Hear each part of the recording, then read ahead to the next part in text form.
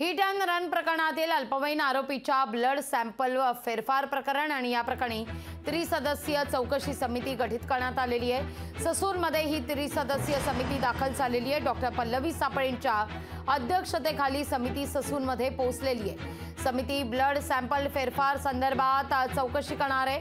अल्पवयीन आरोपीचा ब्लड सॅम्पलमध्ये फेरफार केल्याप्रकरणी ससूनच्या 2 डॉक्टरांना अटकही करण्यात आलेली आहे।